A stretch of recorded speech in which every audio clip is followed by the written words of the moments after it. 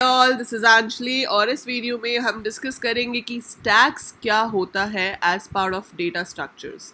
सो data structures जो है आपका that is a very important topic for placements as well as for your entrance exam to BCA। सो अभी तो आप BCA में पहले एंट्रेंस लोगे, उसके बाद जब प्लेसमेंट्स होंगी तब आपको डेटा स्ट्रक्चर्स और डिटेल में करना पड़ेगा। बट अभी हमें सिर्फ एंट्रेंस एग्जाम के लिए प्रिपेयर करना है for the BCA entrance exam. So you should have basic knowledge about all the data structures.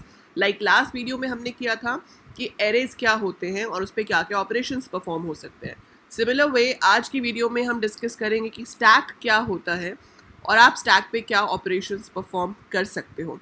ये जो आप स्क्रीनशॉट्स देख रहे हो these are taken from the book that is for BCA entrance preparation by Arihant. So इसमें से मैं आपको चैप्टर वाइज टॉपिक्स एक्सप्लेन कर रही हूँ और अभी जो टॉपिक हम करने वाले हैं वो stacks. So watch the video till the end to understand stacks properly कि स्टैक क्या होता है, कहाँ यूज़ होता है, मतलब उसकी एप्लीकेशंस क्या हैं और उस पर क्या क्या ऑपरेशंस परफॉर्म हो सकते हैं। बिफोर वी स्टार्ट, अगर आपने चैनल को अभी तक सब्सक्राइब नहीं किया है so do subscribe the channel because here आप सीख सकते हो lot of programming languages like C++, Python, Java, PHP, HTML and much more about computer science, and it's all for free. So let's start with the stack. Stack देखो एक abstract data type होता है. Now abstract data type का मतलब क्या है? एक ऐसा data type which is defined by the operations we perform on it. So हम उस पर क्या operations perform करते हैं उसके basis पे ये data type defined होता है, इसे कहते हैं stack. And ये defined होता है एक concept जिसे कहते हैं LIFO, last in first out. मतलब जो एलिमेंट सबसे लास्ट में अंदर जाएगा वो सबसे पहले बाहर आएगा, लास्ट इन फर्स्ट आउट। एक बहुत सिंपल एग्जांपल इसका हम ले लेते हैं। आपके पास चेयर्स होती हैं रूम घर में, सबके घर में होती हैं वो प्लास्टिक वाली चेयर्स, राइट।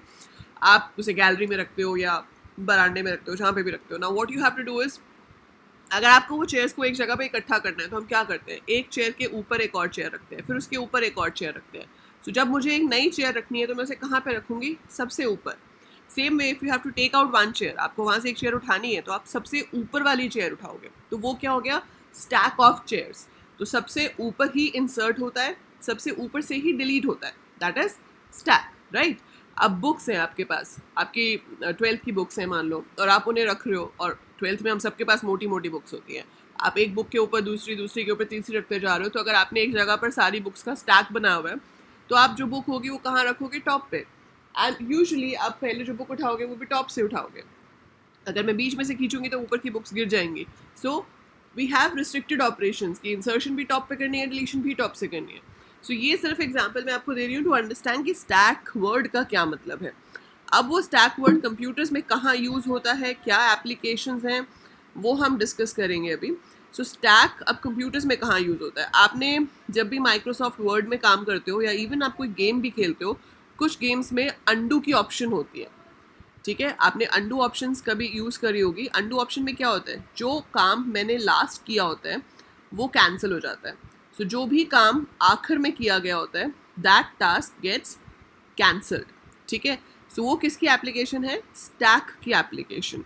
जैसे कि मैंने माइक्रोसॉफ्ट वर्ड में अपना नाम लिखा और मैंने उसका साइज़ चेंज करके 60 कर दिया, फिर मैंने उसका कलर चेंज करके ब्लू कर दिया और फिर मैंने उसको बोल्ड कर दिया।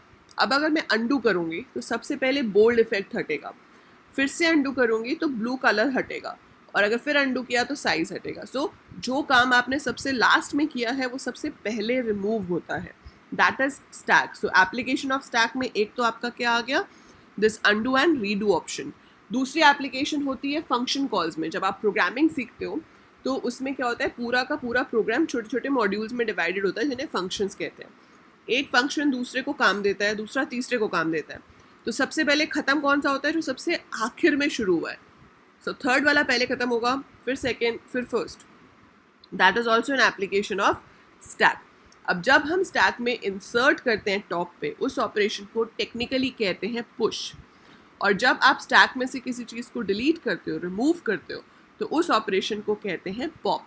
सो stack has two major operations to be performed on it, push and pop.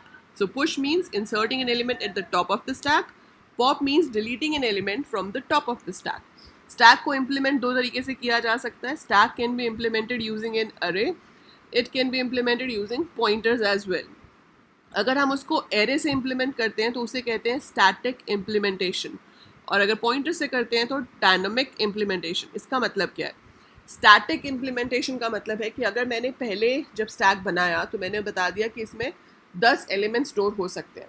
अब वो स्टैक का साइज 10 ही होगा और उसको मेमोरी एलोकेट हो जाएगी during the compilation of the program. अब मैं चाह के भी 10 से ज़्यादा एलिमेंट स्टैक में नहीं ले पाऊंगी क्योंकि मैंने स्टैटिकली बता दिया कि इसमें 10 एलिमेंट होंगे.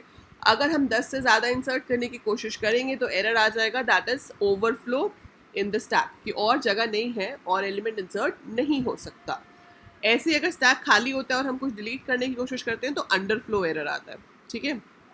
So any how that is static implementation. Dynamic pointers की हेल्प से होती है. अभी ऑब्वियसली आपको प्रोग्रामिंग लैंग्वेजेस नहीं आती हैं तो आपको ये नहीं पता है कि पॉइंटर क्या होता है, बट जब आप प्रोग्रामिंग सीखोगे तो आपको पता चलेगा कि pointer is a special kind of place जहाँ पर हम दूसरी लोकेशंस का एड्रेस स्टोर करते हैं. So pointer is a variable which stores address of another location. अब उस पॉइंटर की हेल्प से हम मेमोरी एलोकेट करते हैं during the execution of the program, और पहले से कोई भी मेमोरी रिजर्व नहीं रखी जाती. तो अब जितनी ज़रूरत पड़ेगी उतनी मेमोरी हम क्रिएट करते जाएंगे. तो यहाँ ओवरफ्लो की प्रॉब्लम कभी भी नहीं आती है क्योंकि पहले से कोई साइज डिसाइडेड नहीं है. जब जब मेमोरी की ज़रूरत होगी मेमोरी एलोकेट होती जाएगी एंड हम उसमें वैल्यूज़ ऐड करते जाएंगे. And that's why it's called dynamic, क्योंकि वो चेंज हो रहा है. स्टैटिक चेंज नहीं होता, dynamic keeps on changing, so size of the stack keeps on changing, so that's why it's called dynamic implementation. So memory is allocated during execution in dynamic and memory is allocated during compilation in static. तो ये सारी चीज़ें आपको stack के बारे में पता होनी चाहिए. इसी पे आपको MCQ आ सकता है जहाँ पे आपको पूछ सकते हैं कि बताओ क्या क्या स्टैक पे ऑपरेशंस होते हैं या क्या उसकी एप्लीकेशंस हैं. एंड टॉप एक हम इसमें वेरिएबल रखते हैं या पॉइंटर रखते हैं जो कि होल्ड करता है हमेशा टॉप मोस्ट एलिमेंट के एड्रेस को.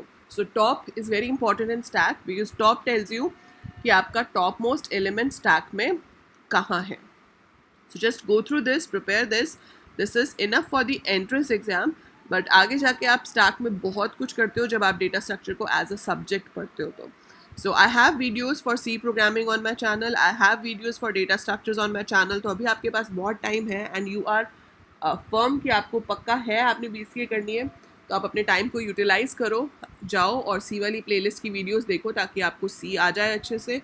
टाइम है और तो डेटा स्ट्रक्चर्स भी देख सकते हो. इंटरेस्ट और टाइम दोनों होना चाहिए उसके लिए. So you should be interested in learning programming and time तो है ही. आजकल लॉकडाउन है, आपको कहीं जाना नहीं है, घर पे हो, utilise that time, try coding. और अगर प्रोग्रामिंग में जाना ही है तो this is the best time जिसमें आप अपनी प्रोग्रामिंग स्किल्स को इन्हांस कर सकते हो. So that's it for this video. I hope you understood stack. In the next video I will be explaining कि क्यूज़ क्या होती हैं, क्यूज़ पे क्या ऑपरेशन परफॉर्म होते हैं और क्यू की एप्लीकेशंस क्या हैं. So will be doing that in next video. Till then like this video, do subscribe the channel in case आपने अभी तक सब्सक्राइब नहीं किया है तो, and share this video with other people who are interested in doing something in computer science or who are preparing for the BCA entrance exam. That's it for this video. By the time I upload more, keep watching, keep learning.